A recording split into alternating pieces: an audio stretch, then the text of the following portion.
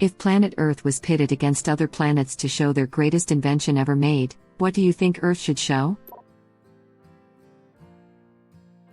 Some sort of cobbled together kludge that was chosen by committee, is only 70% complete, and doesn't showcase anything beyond which countries and companies had the best ability to lobby the committee. Behold our submission, bureaucracy. The real achievement will be to see how long we can keep an extraterrestrial on hold before they give up. This is by far the most realistic answer of what'll probably happen.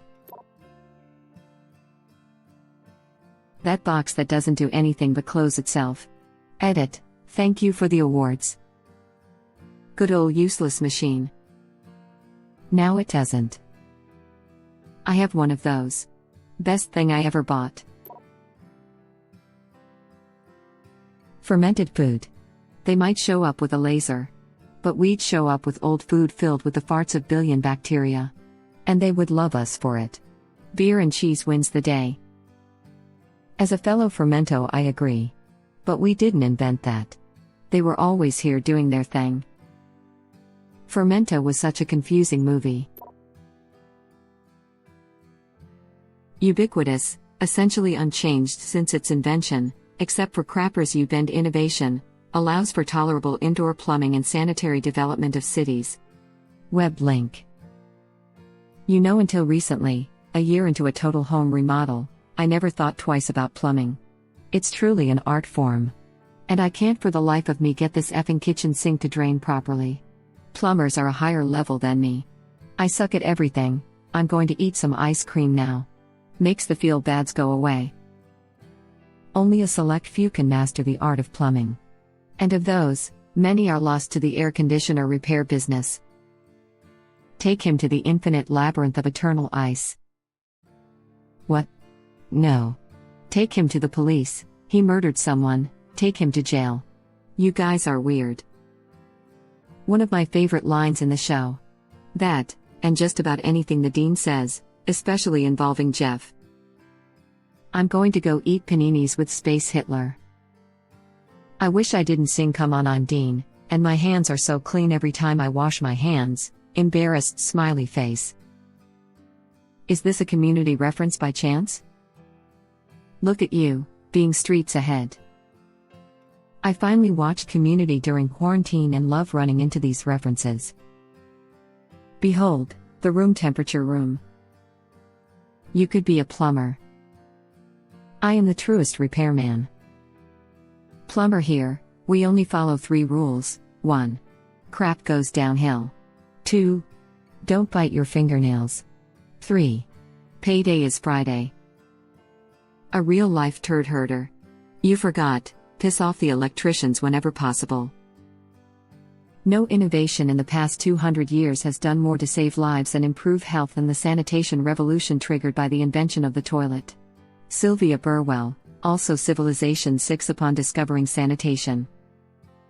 The flush toilet is an abusive of gravity, physics, and the siphon effect. YouTube link. The Lazy Susan. I always liked that for a band name. What did Susan do to the inventor, I wonder? She wouldn't pass the damn butter. How much time do you have? What didn't that lazy bitch do? Particle accelerators.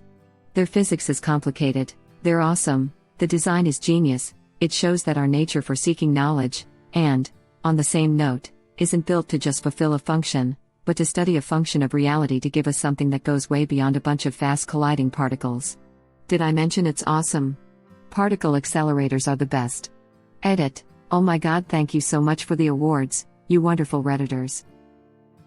Visited Fermilabs in Illinois 10 summers ago as a college kid and got a tour. Got a cool ruler from them with their slogan, which was our only product is knowledge. And this stupid ruler. 10 summers ago. This is how people in fantasy world speak. And it is now how I shall speak, good sir. I bet it won't last 2 winters. You right.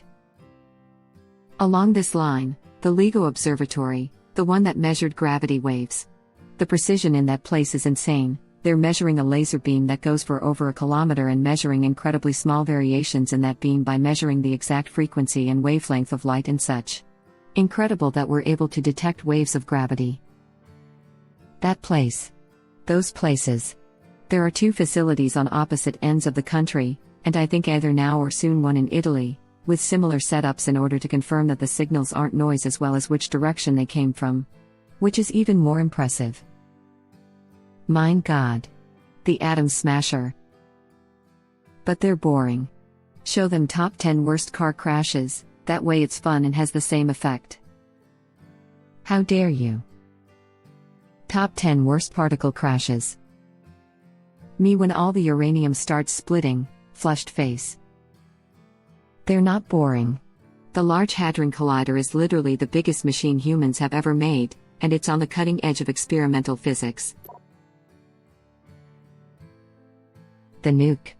Or sliced bread. Ooh, sliced bread is the best thing since the nuke. Sliced bread is the best thing since Betty White. Just show the other planets Betty White. I'd be surprised if another advanced civilization hadn't figured out fusion and fission. Slicing bread, however, that's uniquely human. What if we could use a nuclear bomb to slice bread? I'm thinking we stick a loaf of bread a km or 2 from ground zero with some very sharp knife/cutter thingies positioned in such a way that the blast wave will propel them through the bread at high speed. How to keep the blast wave from completely disintegrating the bread is left as an exercise for the reader, but I'm sure there's a way to do it. Then you could eat a slice and say, "Hey, everyone, I just ate bread that was sliced by a nuclear bomb." Of course, the bread would probably be highly radioactive, and you'd end up losing all your hair, puking your guts out, and dying, which wouldn't be fun. But for a brief moment, you'd get to be the epitome of cool. Now you're thinking with portals. Let's keep on testing. The nuke is cool, but in the interest of preserving peace, I think I'd offer them the Princess Bride movie, Woman Shrugging. Sure, and teach them that revenge is the best solution for when someone kills your father. But to also have a side gig because the revenge business does not pay well. Our food. All the food we've created is so imaginative and diverse and tasty. It's got to be humanity's best invention. I'm not sure which food though. In Dragon Ball Super, Earth is spared from destruction because of our delicious food. Was going to comment this. Ramen. A lot of Dragon Ball characters are also named after food or drinks too. Turducken. Nothing says you can't F with us louder than a bird stuffed in a bird stuffed in a bird. I feel they stopped short when designing the turducken. First we start with a hummingbird. Put that in a sparrow, stuff them both in a Cornish hen, then put that in a chicken. Put all that in a duck, then in a turkey, then in a bigger turkey. Put that in a penguin, stuff that in a peacock, then an eagle, shove it all in an albatross, then an emu, next comes an ostrich, then a leopard. Put all that in a pterodactyl, then stuff it in a Boeing 747. What cut do you prefer, first class or coach? If a more advanced civilization is impressed by what we do to non-human animals, they'd probably have no qualms about enslaving us for their own amusement. Are you sure these creatures are intelligent? They keep enthusiastically waving carcasses around in front of us. I didn't say the species was intelligent, just that it has some members capable of calculus. Restrain yourself and remember our rule. Parquet. The dog. We took a deadly menace and made a helpful friend. Beat that. Same. You were first. All hail the dog. What about some breeds that are kind of effed? Like with all the overbreeding, whole breeds are effed. Yeah, let's hide the pugs from the aliens. The pugs are the aliens. Watch Men in Black, it's a great documentary. And the Chihuahuas. Spork. Edit, holy moly, thanks for all the awards, y'all. I've never gotten one before, so this was a nice surprise to come home to. Clearly a superior invention to anything anyone else could come up with. Rhaegar watched as the human contingent walked onto the stage, followed by a floating trolley carrying their chosen invention. His face turned into a grimace as he saw what the display case contained. Oh dear. Gregor's life associate, Linguska, leant in and whispered into Gregor's audio receptor. Isn't that one of ours? Gregor embarrassedly glanced over to his companion and puffed out his cheeks. The Spork had been one of their species' gifts to the human race. How could they have thought something so ingenious had been made by themselves? I mean, it's even got an alien name. Spork. What's even worse, every species in the room knew exactly who had created the invention. It had single-handedly brought prosperity to Gregor's home planet and of course, sadly, also the Utunsil war with the Fork Lords of Altremium Vi. The lead human beamed proudly as he got ready to give his speech. His tiny eyes sparkled with excitement. I feel great pain for you, Chancellor Musk, Gregor thought to himself, great pain indeed. The ending, haha. Take my award and leave. Wait, no, stay. Utunsil war. Genius.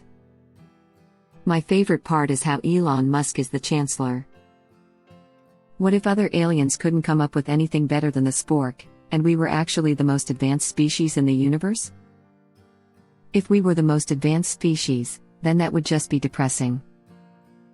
I don't know why, but my mum bought a bootleg Spork that also had a knife on the side that would cut you every time you tried to use it. Spoon. What will you think of next, Germany? Free continental breakfast. Continental, you say? The answer we were waiting for. Thank you for watching.